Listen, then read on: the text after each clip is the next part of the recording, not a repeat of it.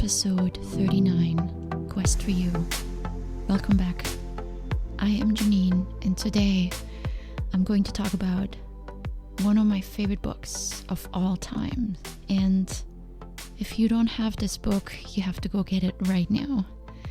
And trust me, I am not being sponsored by them, by the authors. They don't need any sponsoring. This book is super popular. So it's called The 4 Agreements. And I can't recall exactly because it's been just so long that I read it, but I believe this book got me started on my journey to self-development. And while you can read this book fairly quickly, all you need to really know about this book are the 4 agreements. And that's really what they're all about. So if you don't feel like getting it, then this episode today will give you a nice overview of the book. I still recommend that you pick it up and read more detail behind the 4 agreements than I can give you today.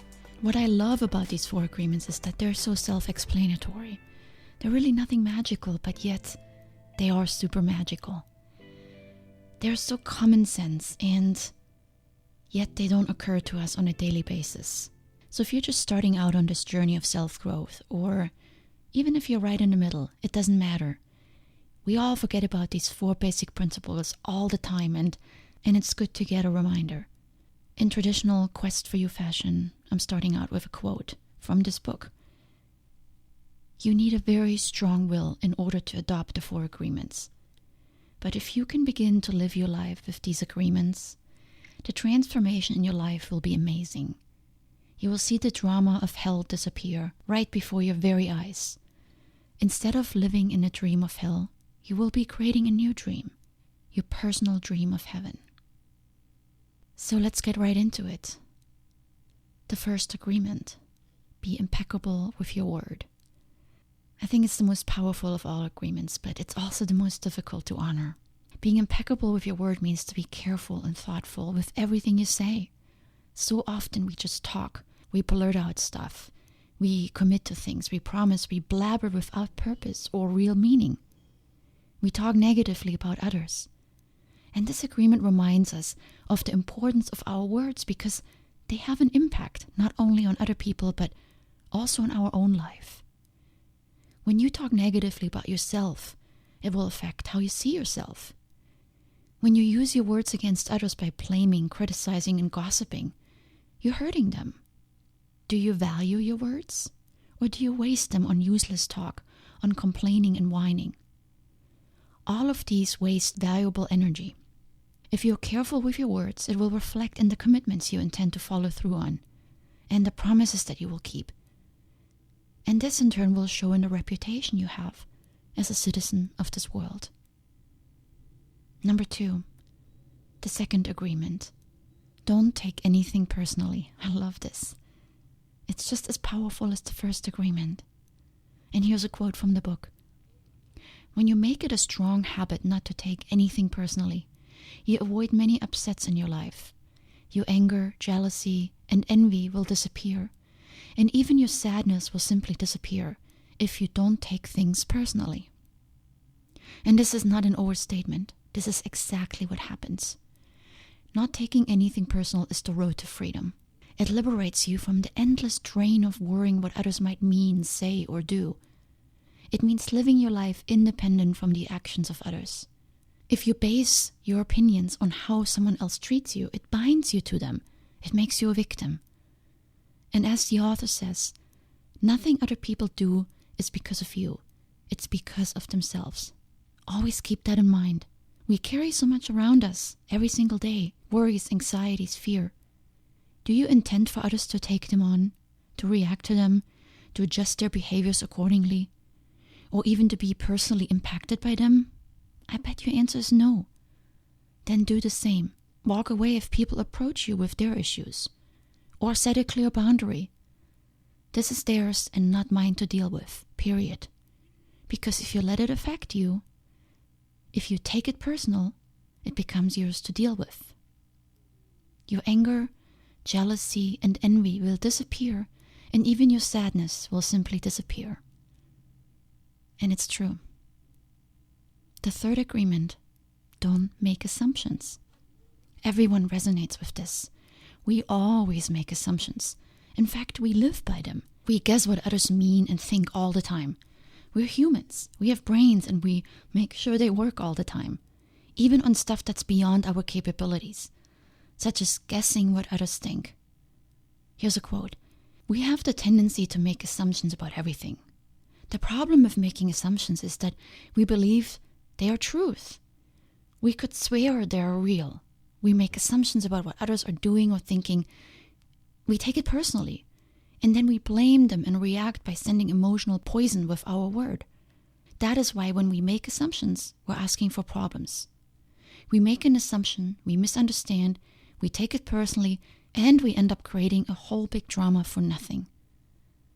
It's so true, isn't it? There is such an easy resolution to this issue. Much easier than the previous 2 agreements that require thought and effort. To stop making assumptions, all you need to do is ask the other person. If you're very concerned about something, they may or may not think. As the author says, the way to keep yourself from making assumptions is to ask questions. Make sure the communication is clear. If you don't understand, ask. Have the courage to ask questions until you're as clear as you can be. Making a bunch of assumptions is unproductive and can even be damaging. We are constructing a reality rather than seeing what is actually taking place in the moment. And usually, we do this out of fear and uncertainty. We don't have all the information, so our brain fills in the gaps. Remember episode 14? If not, you may want to go back and listen to it. But this is stressful, and it's a waste of valuable energy. Instead of worrying about what might be happening, consider this. Ask yourself, how important is this? If it's not very significant, then ignore it. If it's somewhat important and it could affect you in some way, then ask the other person involved. And if you think it's critical and it could impact you in a serious way, maybe rumors about layoffs, then spend your energy on preparing for the consequences. Get your resume up to date, etc. Ignore, ask, or prepare. But don't spend time and resources on guessing something you may never even find out about. And the 4th agreement is, always do your best. It's a phrase we use often, I did my best, or do your best. But what does that mean? What's the measure for best? How do you really know you gave it your best? Here's what the author says. Under any circumstance, always do your best. No more, no less. But keep in mind that your best is never going to be the same from one moment to the next. Everything is alive and changing all the time. So your best will sometimes be high quality, and other times it will not be as good. So, your best depends on the circumstances. Some days your best is only half as good as because you don't feel well. But instead of bailing out, you still show up and try. That is giving your best. It means making an effort, even in the face of failure. It means taking responsibility. Did you listen to the previous episode?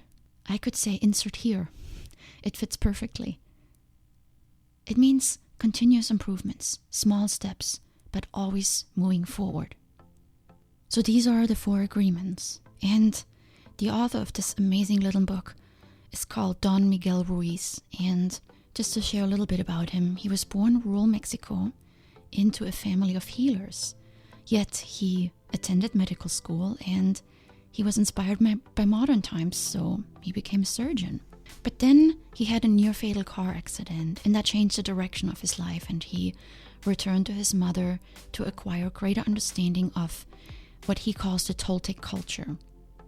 Ruiz employs the word Toltec to signify a long tradition of indigenous beliefs in Mexico.